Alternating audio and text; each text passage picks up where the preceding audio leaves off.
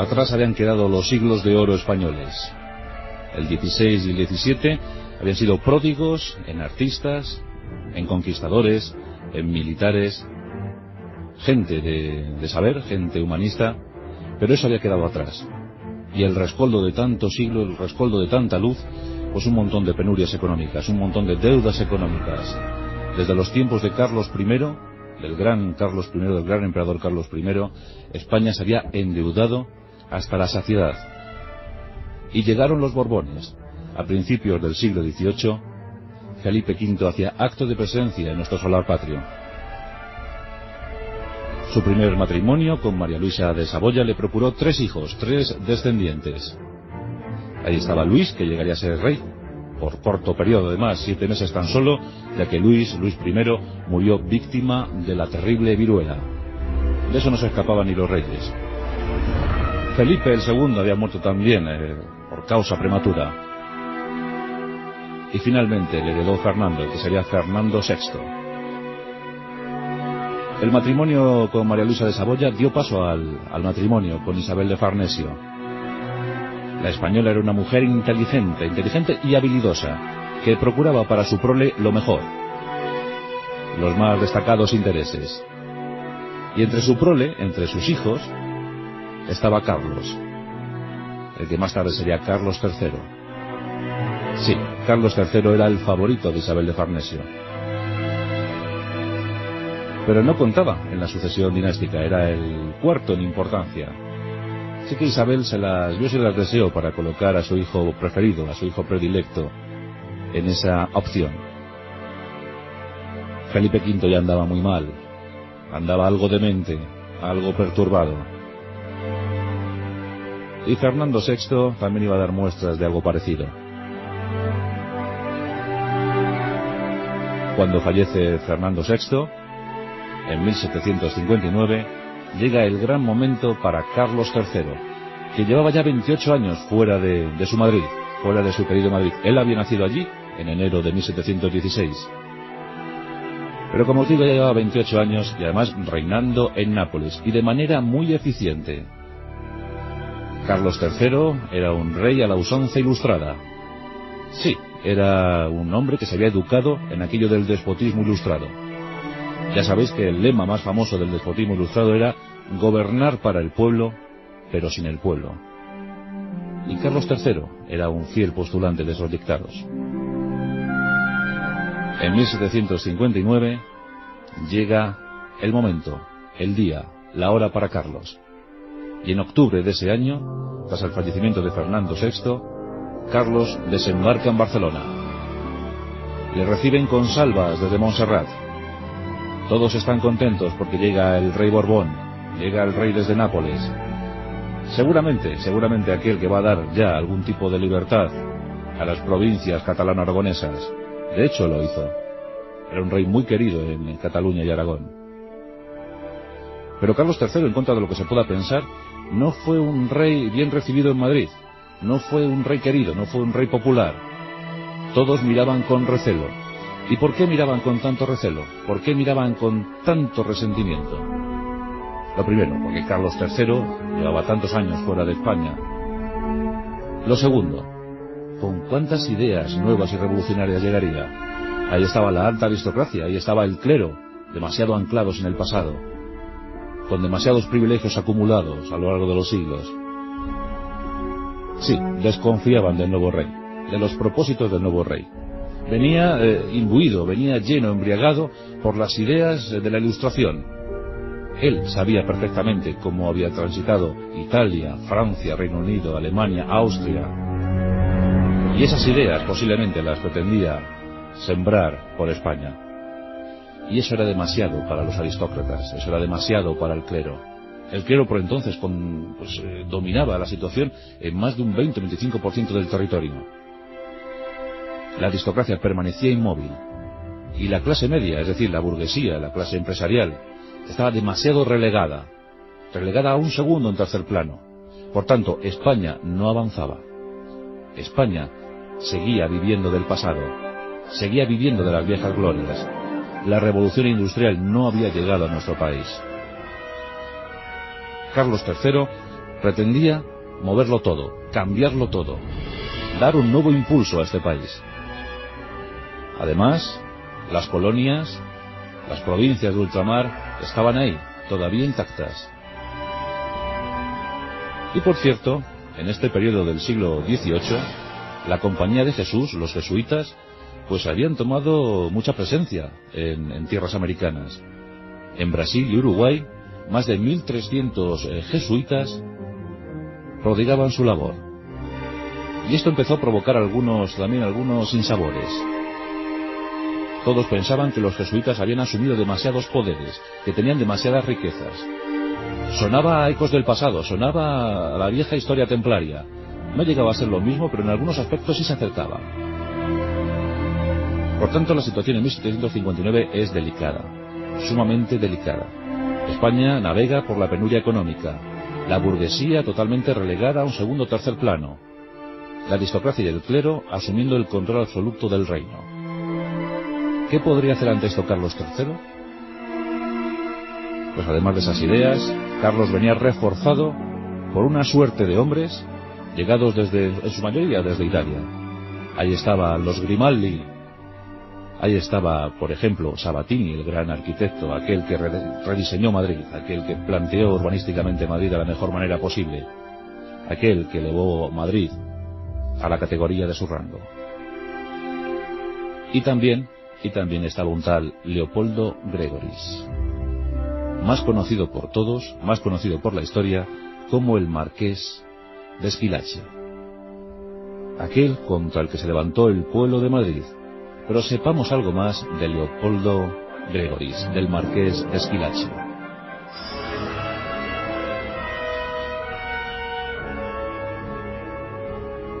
Don Leopoldo era un hombre longevo, había nacido en el año 1700, por tanto cuando llega a España tiene ya 59 años, que para la edad que tenía ya era mucha edad en aquellos tiempos del siglo XVIII. Pero era un hombre espléndidamente formado, un gran humanista, conocedor de muchas ciencias, de muchas disciplinas. Es un hombre de Estado, con mayúsculas. Y por supuesto es el favorito de Carlos III. Carlos III confía ciegamente en Leopoldo Gregoris, confía ciegamente en su Marqués de Esquilache. Tal es el asunto que le confía diferentes ministerios a lo largo del primer periplo. Fue ministro de la Guerra, fue ministro de Justicia y también ministro de Hacienda. Los italianos que acompañaban a Carlos III estaban horrorizados ante lo que veían. Un país absolutamente subdesarrollado. Las ciudades españolas, el caso de Madrid por ejemplo, pasaban por ser las más sucias e inseguras de toda Europa. Y eso para un imperio como el español no se podía consentir. Los italianos se ponen manos a la obra, se ponen a la faena, una faena muy dura, muy difícil. Carlos III empieza a inculcar sus ideas ilustradas. Sí, el despotismo ilustrado, la nueva ideología europea. Hay que modernizar España, sobre todo la imagen exterior, además de la interior. Y empieza a dictar normas, empieza a regular. Pero la fatalidad se ceba en el reinado de Carlos III. En 1760 llega una pertinaz sequía. Esto os suena de algo, ¿verdad? Bueno, pues la pertinaz sequía no se va. En 6 años, desde 1760 a 1766, pertinaz sequía, no llueve. Esto provoca una disminución en la cosecha de cereales y a su vez provoca una elevación de los precios. Por si fuera poco, las medidas liberalizadoras de Carlos III hacen que estos precios sigan subiendo y mucho más. Se estaba ya preparando, se estaba gestando la creación del Banco de San Carlos, lo que dará lugar al Banco de España. Se están ideando fórmulas para conseguir dinero, para recaudar dinero. Hay que sanear las arcas. Empieza a concebirse la idea de crear una lotería. Pero tributos, tasas, haciendas no son suficientes. España debe mantener enormes contingentes militares porque está involucrada en muchas guerras. Y por si fuera poco, las fronteras son inmensas, enormes. Hay que custodiar América. Y debemos seguir apoyando a nuestros aliados europeos. No había dinero suficiente. El desasosiego social, el malestar, empiezan a hacer acto de presencia por las diferentes calles en las ciudades españolas. Y por si fuera poco, los españoles siguen desconfiando de los extranjeros. Además, muchos nobles y muchos obispos instigan a revueltas sociales. Sí, estaban en el telón de fondo, estaban en la trastienda de muchas revueltas. Algunos nobles envidian y además hablan fatal del marqués de Esquilache. El caso del propio duque de Alba o el duque de Alburquerque, que habían visto como sus funciones en la corte habían pasado a un segundo término. Los nobles españoles habían sido desplazados y los italianos trabajaban de forma muy eficiente. ¿Qué se podría hacer ante todo esto? Había subido el precio del pan, los alimentos básicos, el pan, el aceite, el tocino. Los españoles estaban malhumorados, tremendamente malhumorados. Encima, Sabatini, otros arquitectos, el propio Esquilache, se ponen a la tarea de adecentar Madrid. Madrid era una ciudad tremendamente oscura. No tenía ningún tipo de iluminación cuando llega Carlos III. La noche era muy peligrosa. Las tasas de delincuencia habían aumentado. Los hombres portaban armas de fuego y las usaban con demasiada frecuencia. En la oscuridad de Madrid surge la luz desde el Palacio Real. Hay que sembrar Madrid de faroles. Hay que llenar Madrid, las noches de Madrid, de luz. Y además, nuestro firme, nuestras calzadas deben ser empedradas, como se hace en otras ciudades, como en París, como en Londres, como en Viena, como en Roma. Hay que empedrar las ciudades. Se inician grandes proyectos. Hay que levantar monumentos, monumentos que hablen de la grandeza del pueblo español, del pueblo de Madrid. Por tanto, se diseñan arcos de triunfo, se diseñan palacios, se diseñan teatros reales. Y las calles van siendo pavimentadas, van siendo empedradas, los faroles hacen acto de presencia, la luz llega con justicia a la noche madrileña. Y el mal olor de Madrid se va disipando. Un gran plan de higiene social, de higiene de las calles, además promulgado e impulsado por el marqués de Esquilache, va tomando cuerpo. Los madrileños ante esto poco reaccionan, pero sí que en cambio lo hacen cuando salen leyes que les prohíben jugar a las cartas en las tabernas, portar armas de fuego. Y además, los actos lúdicos deben ser restringidos a pocos juegos. Solo se permite jugar al billar, al ajedrez, a las damas y poca cosa más. Los madrileños esto lo empiezan a llevar mal, francamente mal. Pero todo fue a peor el 20 de marzo de 1766. Como os decía antes, la alta aristocracia conspirando, el clero apoyando estas conspiraciones. Todos desconfiando de los extranjeros, un fuerte sentimiento xenófobo hacia los extranjeros, que trabajaban no por otra cosa sino por el bienestar del país. Pero ese 20 de marzo, domingo de Ramos por más señas, un buen número de bandos, de carteles, se cuelgan de las paredes de Madrid. Y en ese bando se prohíbe nada más y nada menos una determinada indumentaria que es santo y seña de los españoles, de los madrileños de aquella época del 18. Por entonces los españoles gustaban de calar chambergos, sombreros de ala ancha, y para cubrir sus cuerpos esas capas españolas tan típicas, la capa larga. La imagen era muy representativa, muy pintoresca del 18 español. El sombrero calado, la capa larga, que cuando el español de turno levantaba su brazo derecho, pues cubría y prácticamente solo se veía de él los ojos.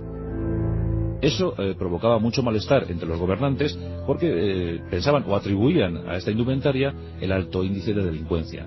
Que cualquier delincuente, cualquier malvado, se podía internar por las calles de Madrid y hacer de las suyas, cometer fechorías. Y además, hay que decir claro que los gobernantes, sobre todo los ministros italianos, pensaban que esta indumentaria era muy atrasada, que en otros países europeos ya se utilizaba desde hace tiempo la capa corta y el sombrero de 3 picos. Por tanto, esa debía ser la indumentaria oficial de los españoles a partir de entonces. Teníamos que ir con los tiempos, teníamos que modernizarnos, ir a la moda europea. Esto, para los reaccionarios, fue ya demasiado. Que nos quiten jugar a las cartas a las tabernas, vale. Que nos prohíban llevar armas de fuego, bien. Pero que encima nos digan, estos italianos, cómo debemos vestir, no, eso no.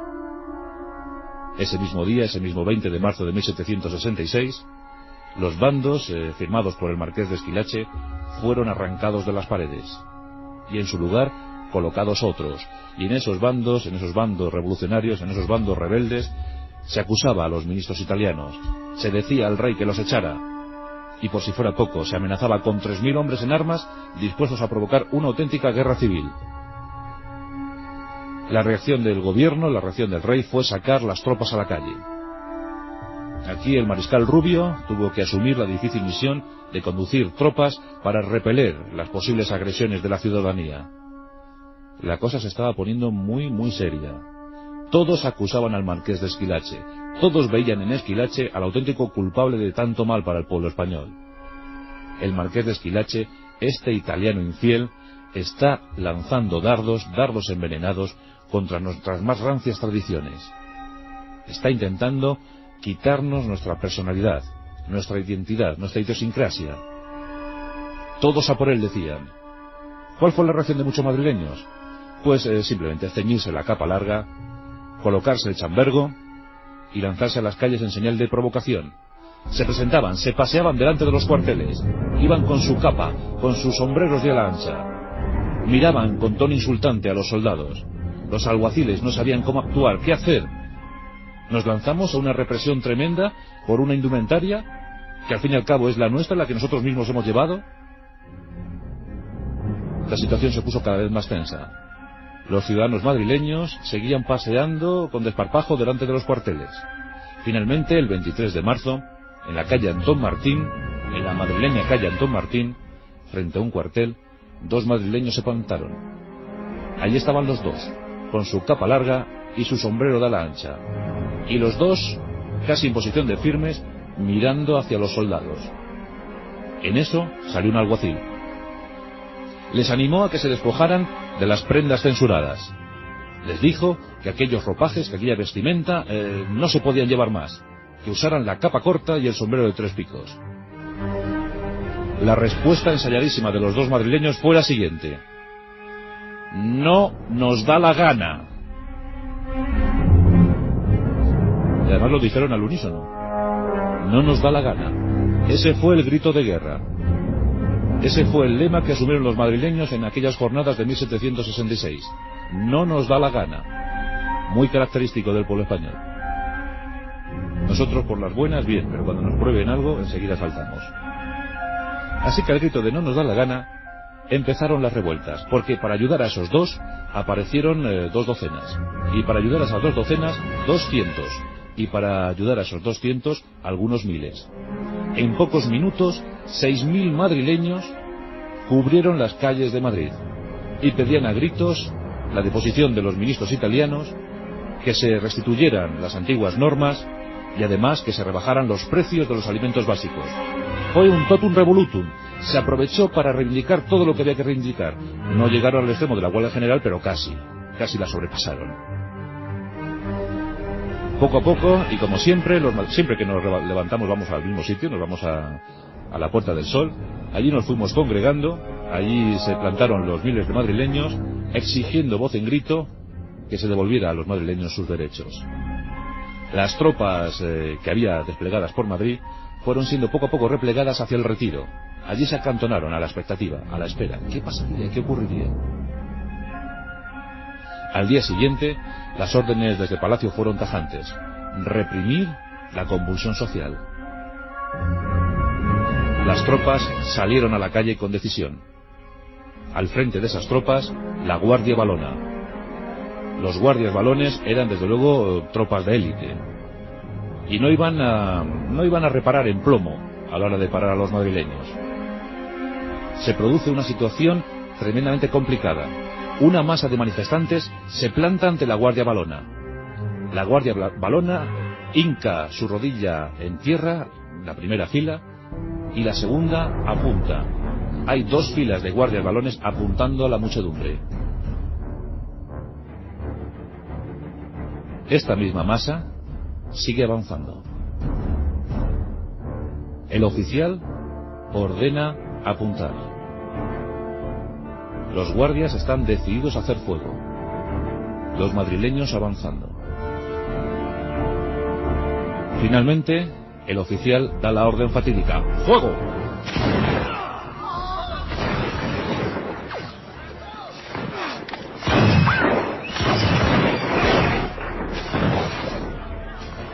Durante minutos, el humo, la indecisión, avances y retrocesos. El trágico resultado: 10 madrileños muertos y decenas heridos, malheridos en algunos casos. Pero los madrileños, lejos de retroceder, se lanzan contra los guardias valones. Habían disparado ya sus cargas, no tenían opción de cargar porque habían sido muy pocos los minutos, los segundos. La muchedumbre entra en contacto con la guardia valona y despedaza la primera fila. 10 guardias son literalmente masacrados, sus cuerpos mutilados y paseados por Madrid. La refriega había dejado 20 muertos sobre el campo de batalla, sobre el improvisado campo de batalla. Carlos III, horripilado, recibe las noticias. Ni sospechaba que los madrileños pudieran llegar a tanto. Todavía no sabía que España era diferente. La guardia retrocede, se acuartela. Todos están expectantes, todos quieren saber qué va a pasar, qué será lo siguiente. El motín contra Esquilache está en su momento más álgido.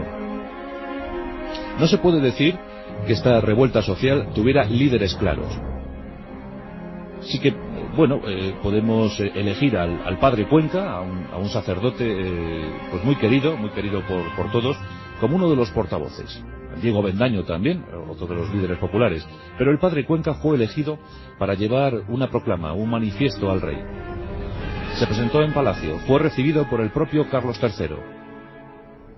En las demandas se podría leer lo siguiente: exigimos que los ministros italianos sean depuestos y marchen al exilio. Exigimos que se rebajen los precios de los alimentos básicos. Y exigimos que se supriman los monopolios que traen alimentos a Madrid en exclusiva.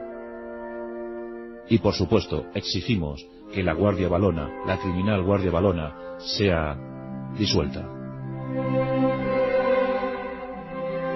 La lectura, la vehemencia, la firmeza del padre Cuenca conmovió a Carlos III. Rápidamente, no sabemos muy bien si por la resolución del padre Cuenca o porque veía a Madrid encima de su palacio real, pues decidió acceder a todas las pretensiones de los revolucionarios, de los levantiscos.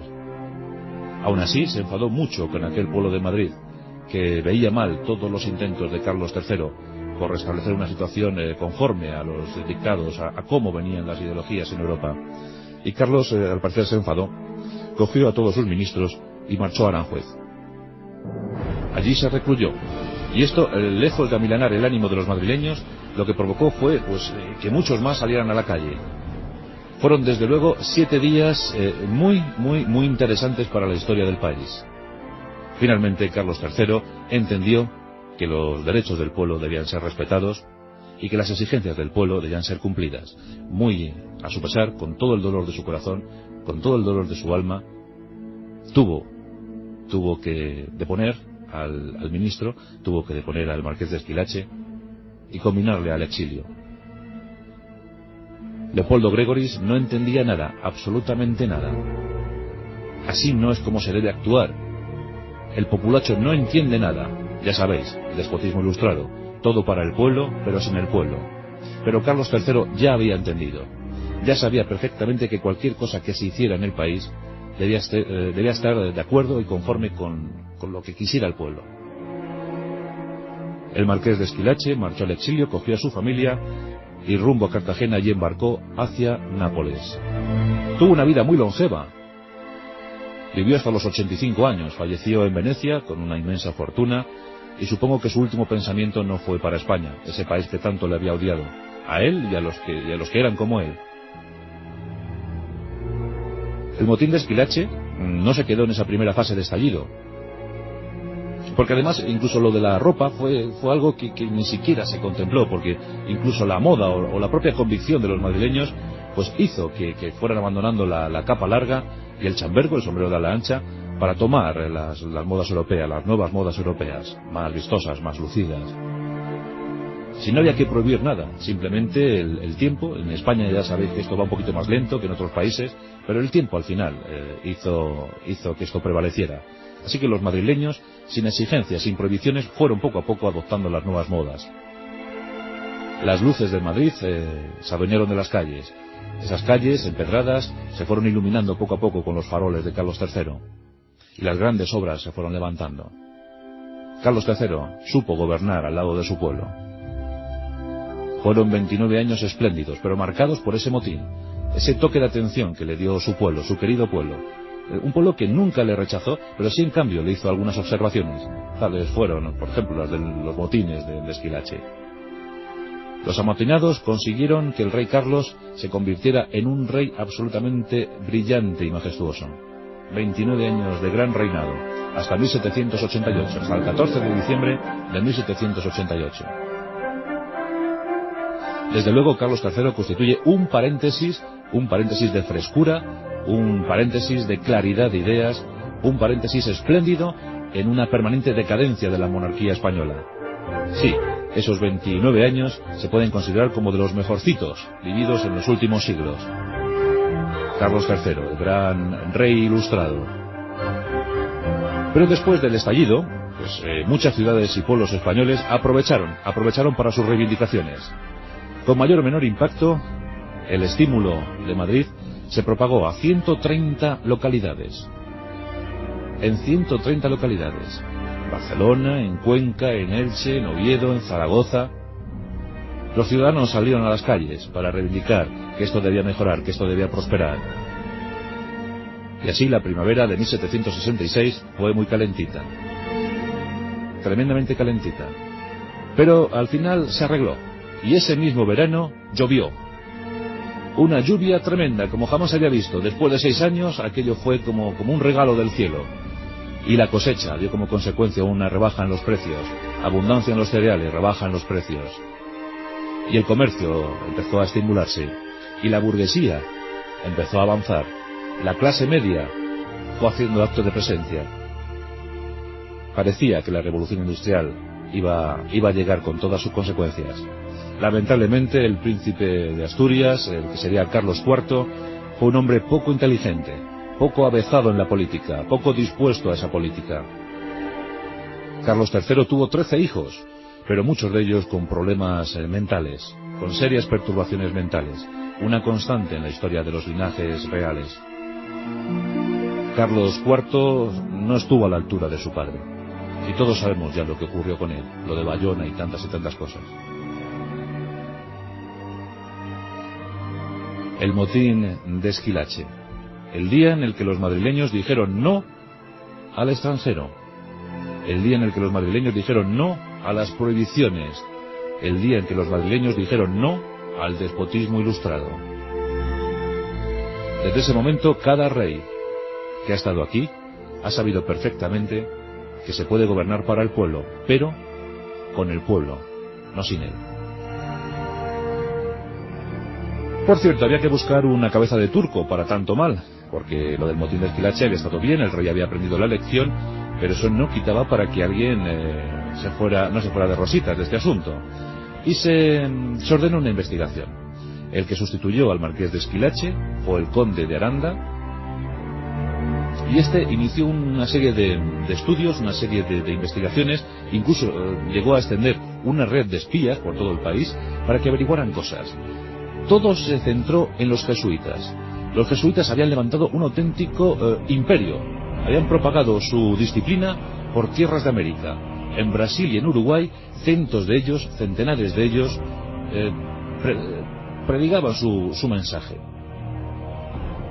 Bien, pues había que buscar culpables. Tanta riqueza, tanta acumulación, tanta sabiduría, puso nervioso al clero que no comulgaba con las ideas de los jesuitas, puso nerviosos a los aristócratas y puso nervioso al propio rey. Los jesuitas habían sido expulsados de Portugal, habían sido expulsados de Brasil, habían sido expulsados de Francia. En España solo era cuestión de tiempo.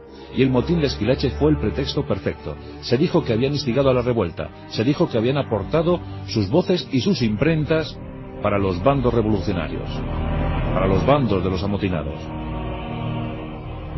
Finalmente se les declaró culpables. El juicio, os podéis figurar, no fue muy riguroso. El 2 de noviembre de 1767, más de 3.000 jesuitas eran expulsados de los territorios del Uruguay y de España. Su destino, los Estados Vaticanos. Con una exigua pensión fueron acogidos, uno tras otro. Allí quedaron. Desde ese momento los jesuitas habían sido ya expulsados totalmente de España. Y lo que es más grave, con el consentimiento de la mayor parte del obispado. Todos estaban conformes en que los jesuitas salieran de España. Fue una terrible pérdida, sin duda alguna. El 2 de noviembre de 1767 ponía fin oficial al famosísimo motín de Esquilache.